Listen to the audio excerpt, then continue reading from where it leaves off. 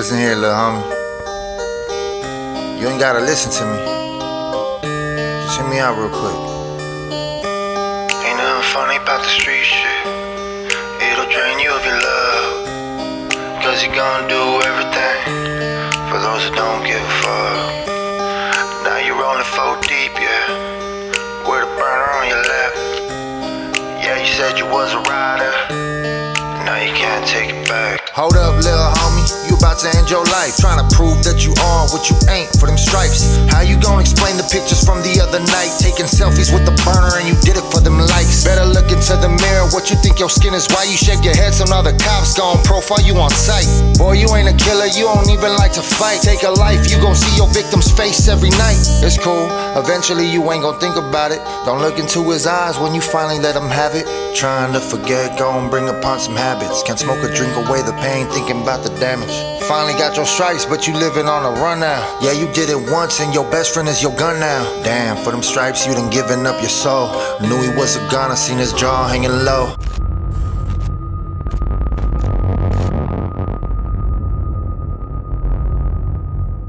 Alright, welcome everybody to another episode of West Coast Street Knowledge. I am your host, Gil, aka the American Cholo. I got my co-host Sonny Boy in the house. What's up, you guys? And we got a special guest in the house. Introduce yourself. Well, my name is George Gonzalez. In my neighborhood, I'm known as Raton from Westside Lennox. On the YouTube platform, I'm known as Avenue Baby. Why they call me Avenue Baby? Well, one of the primary avenues in my neighborhood is called Inglewood Ave. Right.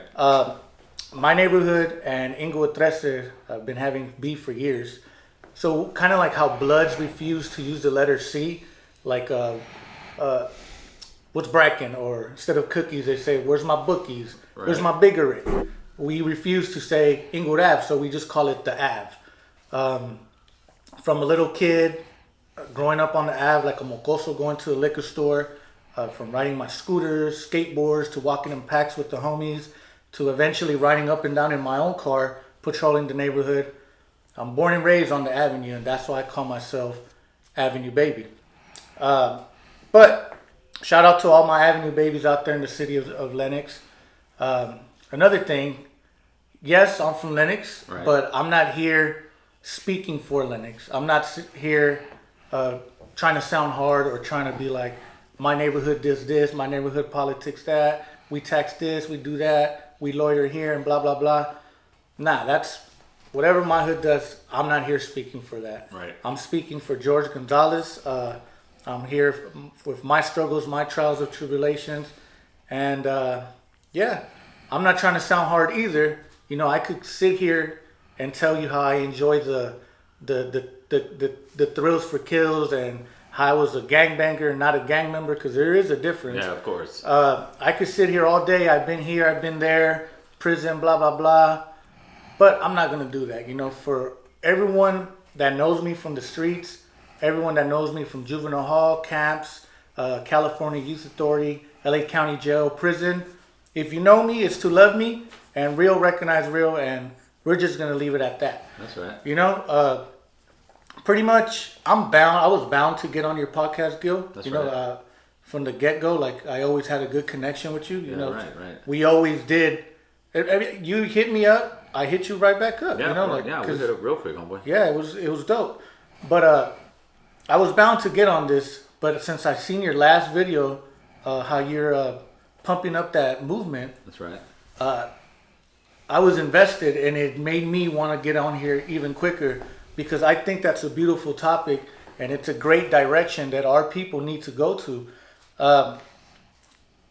I push outside the box, conscience gang. You push real shit. You know, like the American dream. How do you say? I want to say, like, we're like the cup of coffee that RAZA needs. You know, that's right. We need to wake up. And a cup of coffee is kind of bitter without creamer. Right. You know, if you drink it, it tastes nasty. And sometimes we're going to tell you guys, reality is ugly. You know, truth hurts. And our people, sad to say, but we live in miserable circumstances, and we choose to live in it because we don't get out of our habits. You know, right. We don't choose to progress. That's right. Right? Do you think about that? Absolutely, brother. I think we've been stuck in this cycle, and for the last 40, 50 years, gangs, drugs, the whole mayhem of it. The difference now is that we're actually talking about it. We wouldn't talk about this shit 10, 20 years. 10, 20 years ago, this would not be going on. Right. Period. Homeboy. And we got different generations. You got Sonny, who's in his early 50s. I'm in my mid 40s. You're in your early 30s. You know, and out of all of us, they can all learn something, brother. Yeah. Yeah. And so, if anything, what would you say is probably your most difficult transition of trying to still love the hood but get away from it? Well, I could honestly say that, you know, after bleeding and crying and doing so much time for my neighborhood in jail, all the years that I invested into Lennox, like, it's embedded in me. It's always going to be part of me. I say it all the time, you know, I got Lennox on my neck, on my stomach. I had Lennox on my face. It's who I am. But it comes a time in life where you're in your late 20s, early 30s, and you can't be out there in the streets with no car, no credit, your kids over there with full diapers because they don't have new diapers, no food in the fridge, no formula. You know, it made me ashamed to be that type of person. Because don't get me wrong, when my son was first born, right, I was still a jackass. You could say I was a deadbeat. Yes, I love my kid. My intentions were good, but I still had that habit of driving up and down the neighborhood, hanging out with certain people, pushing drugs, doing coke. You know, just being stupid. Right. And I would go ahead and spend money on things that don't matter, but my kid was not getting anything. So once I finally realized it, damn, I'm a fucking dirtbag. I'm a fucking lame for that. I need to get my priorities straight. Priorities, that's right. Yeah, and little by little, I started being more in my kid's life. I started seeing what the hood is. Like, no matter what I do, I always been not to downplay my neighborhood, but I feel like I always been 5-10 steps ahead. You know, right. My mind. I always been myself. You know, while the homies have been this certain persona, I've been myself. You know. So once I started seeing wow, this guy's an idiot. Damn, this guy has no credit. This guy has no car, still living at his mom's house. Nah, man, fuck this. And once I started living with my girl and start trying to progress, they say it takes 60 days to break a habit. So once I did 60 days straight, just being at home, just staying at home, fiending to go to the streets, yeah. You know, playing PlayStation to kill some time. After a while, wow, I enjoy being inside a house, in a warm house, with my kid in my arms. Yeah, brother. I enjoy watching my girl, you know, walking around the house in booty shorts. I like this. I could get used to this. Absolutely. So sometimes I will go back to the hood, drive by. Well, I lived in the hood, so you know I'm bound to see the homies all the time. I'll say what's up. Hey, what's up? I'll pass by. What's good, my boy? But I will never get out and sit there and try to conversate with them and try to make plans with them or anything. Only certain homies that I grew up with that have good intentions, I would sit and talk to them and try to motivate them to do better. Some do. Some did well. Some are unfortunately in prison. Some are dead. But yeah, man, it's a hard transition. It's not easy. Yeah, that's right. But you just got to do it, man. And to be honest, one of the main things I feel like I was able to balance everything is because I wasn't on drugs. I never been the type to be on drugs, you know, being in the hood. I'll see the homie smoke weed here. Oh, that's Raton, you know. He didn't smoke. Don't pass it to him. They knew I'll drink, I'll chill and hang out. But I've never been the type to do any coke. Well, my late ages, yeah, I started being stupid. Right. But growing up, I never did crystal meth or nothing. I never got hooked. So I feel like that was a blessing for me to help me get to my future, you know? Because unfortunately, there's a lot of homies out there that have good intentions and they got what it takes, to progress, but they're just stuck on the drugs, man. And That meth right now is destroying every hood out here, brother. yeah, and it's sad. Whenever I go to the hood, get off the freeway, I see a homie I grew up with. He's riding around in a bike, long socks, just looking out of it like, whoa. I wouldn't even say hi to him. I'll just keep pushing, Right, sad. It's sad, but it is what it is, and it's reality though. That's what's going on. If you want to use drugs, you want to get high like that, it's just gonna fucking happen, man. Can I ask you something? yes, Yeah, I've seen your podcast. I know you're helping RAZA, trying to give them a better outlook on life. Is it just message just for RAZA or just for gang members or youth? Because I know from us, it's RAZA. Right. We look at it as all the different races. Right. We're trying. Nah, I look at Salvadorians, Hondurans, Colombians. My city in Lenox, it's a mixture of everything, So I've never been that type to that fool Salvadorian fucking settled there, Right. Or none of that. Like, Raza is Raza. Our people are people. But really, the main reason why I started that podcast was because, look, I'm not the type to motivate anybody to stop gangbanging because I've been there. Like, nobody, no matter what you tell me, I didn't stop.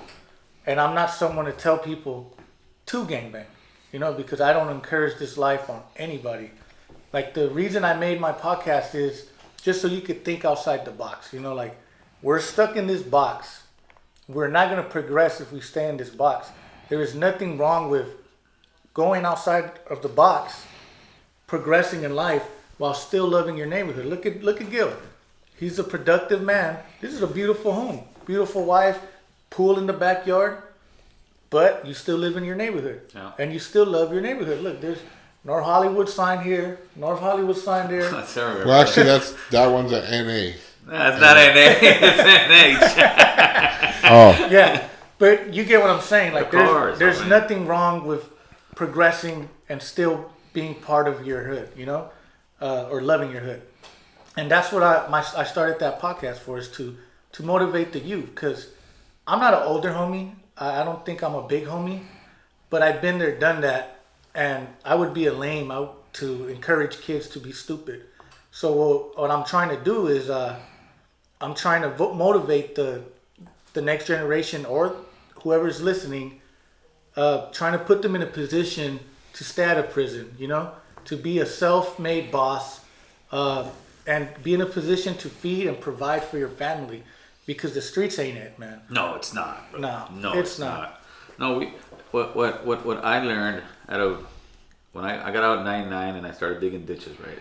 What I learned is now 20 years forward, working hard, got a decent job, paid my bills, got money in my pocket. We thought we could do that by slanging dope or robbing people or something. That's the game that we were raised on, brother. Right. But the real hustle is the corporate game, man.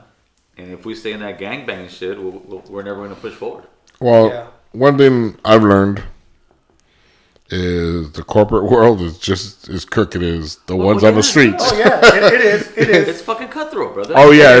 But the difference is, that's why I say it's easier to go to the joint, go to the streets, than living a regular life. Because I don't know how many times I've got contract where this guy owes me $1,000, this guy owes me and what am I going to do, smoke this guy?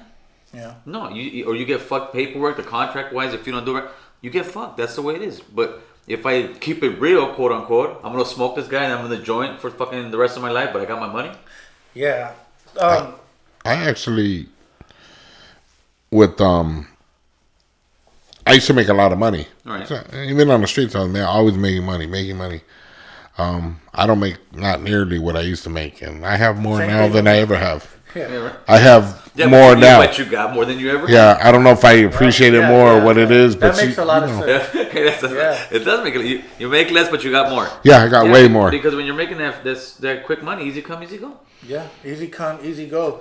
See, it's crazy because I could go ahead and get dope fronted to me. Yeah. And if I owe the homie, if I'm in debt, I'll pay him eventually. It's nothing. But I feel ashamed of myself when I have bad credit in the real world, Right. Like, fuck, I'm nobody in the real world. The streets, it's cool. they'll front me more just so I could get back into rhythm. But you can't do that in the real world. Once your credit is bad, hey, I'm here to take out this car. Nah, bro, you ain't getting shit. You know, but fast money, it goes by so fast, dude. Like, let's say a homie fronts me an ounce, right? $900. I got to pay him $900. I sell that ounce in 20s, in grams, 8 balls. I profit. I make over like $3,000. Right. All I have to do is pay the homie $900, $700, whatever he fronted in for me. But when you're living the way I was living, you have no discipline. Right. You know, I was buying shoes. I was buying nice clothes. I was out at bars with the homies all the time. You want to drink? You want to drink?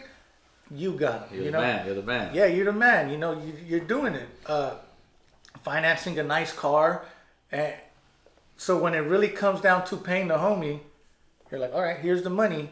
But all you made back is what, like $500 for yourself? Yeah, because you blew everything else. Because you blew everything else. And then you tell the homie, hey, can you front me another one?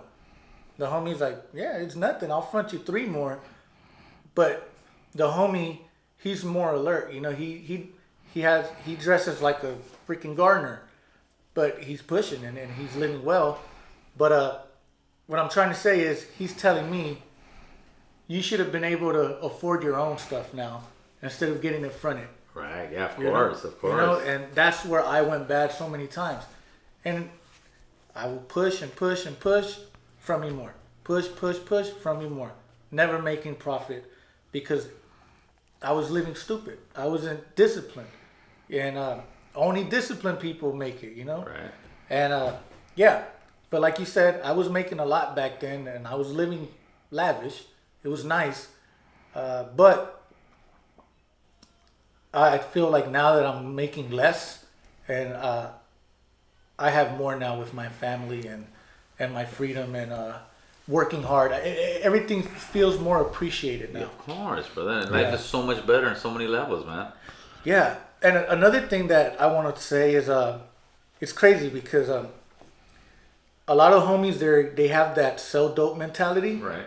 But you don't have to sell dope. Like, I get it. Some homies have bad records. They're on parole. They can't get a job. It's difficult for them. But there's other ways you can make money. Yeah. Like, let's say my brother-in-law, he's been in prison and everything. The way he makes his money, selling shoes. He'll go to the mall on a release date of certain shoes, like Jordans or Yeezys or whatever it is. He'll go buy a lot of them.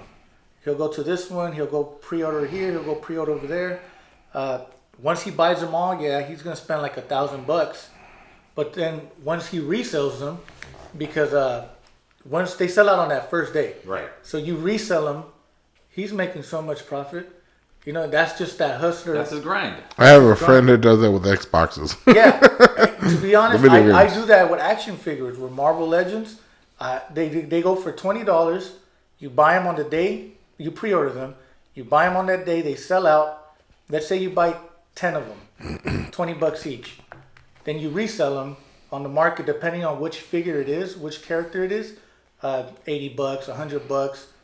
You sell them 80 each. You know, that's you're making money. You're grinding, yeah, brother. that's a good profit. It's just there's so many ways out there. The señora out there selling elotes. She goes and spends $100 on elotes and cheese and lemon and all of that, and then she goes around the hood selling them, making profit. I think that's the thing, man. That we need to start showing guys, younger guys, generational guys, this is how we make the hustle. That's how Jews do it. That's how white people do it. That's how Armenians do it. That's how Asians do it. They sit there and this is our hustle. This is what we're doing. They start teaching. They start teaching their kids. They start doing all that. Oh yeah. But one place I disagree with you is, and I think it's just because you're younger maybe.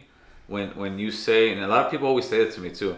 Oh, I won't, because I was a gangbanger. I'll never say to some younger guy, don't be a gangbanger or be against it. Like, to me personally, I stand by my convictions. I'm anti-gang guy. I think gangs are destroying our communities because it's they are. Yeah, but once you're in too deep, like, it is what it is. Like, I don't know. Yeah, me and you maybe see it different. No, just and it's okay.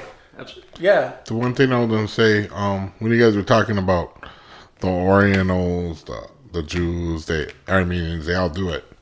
The big difference between us and them is we don't support each other. And it's starting to change a little because, like, for instance, the other day I was watching MISFIT SOTO. Yes. Came on the new video, and he had the Puppet Master on there. That's right. That's right. That happened because of us. Maybe, yeah. You know what I mean? Misfit probably seen the Puppet Master. Hey, I'm going to get a hold of him. You guys are building networks. Yes. That's what we And gotta do, brother. RAZA doesn't do that at all. And that's what we need to do, because that's what the difference between us, the Armenians, the Asian. They all network together. They all help each other. And we don't. It's like we're just tearing each other up. But I feel like we do have the potential to grow up we do. as businessmen and network. Like, look at the homie Bozo. Right. You know, Bozo's been on my podcast. He's been here. He's a smart man. Very Some smart. of his words that I listen to him say, and I'm like, man, that's dope. When he says, "Fuck Gucci, I'm wearing my own shit." Yeah. You know, he's not falling victim of mainstream and here you got to wear Gucci. Nah, he's wearing his own thing, and that right there is hard. It's beautiful because he's making profit on his own stuff. Right, off his label. Yeah, but yeah, we have the ability to grow as businessmen. But let's talk about the main reasons why we can't. What's holding us back? What is keeping us in these ugly, dirty circumstances in the hood? Why are we still there? I can understand some of it. And I think you can too. Because I'm not going to say you have a problem with a certain neighborhood. Right. And we were talking about that. Yeah, we were. You have a problem with the same neighborhood, a certain neighborhood, and you've brought them up, and you didn't necessarily disrespect them, but you at the same time, you could tell you don't like them. You have that animosity. And I'm the same way. I'm the same way with a certain neighborhood. Yeah. I don't think I could sit next to one and not take off. You know what? And I think that's what hurts the RAZA. We always got an enemy that we can't get past. Me and Sonny had this conversation about it a week or two ago after a podcast, and we brought you up, and I told him, hey, he has animosity towards a certain neighborhood. He has it. I said, Sonny. He's like, no, but that's just me. I said, no, see, that's everyone. If that was the case, that means then I get to pick one neighborhood I get along. Then everybody gets to pick one. That means we don't get along. So that's kind of shit. We gotta bury the hatchet. On shit. Since we're on that topic, I think I could lead it to a right direction. Yes, I know what video you're talking about, where I'm speaking on Inglewood 13. I grew up hating them. Yes, they killed a lot of my homies. We killed a lot of their homies. It's been bloodshed for years. But it's a new... when I made that video was what? Like 2 years ago? Yeah, with something Alex like that, Alonso? yeah. Now that I've been actually growing as a person, and I've been thinking more outside the box, I feel like I could actually learn to let it go. That's right. Because let me tell you why.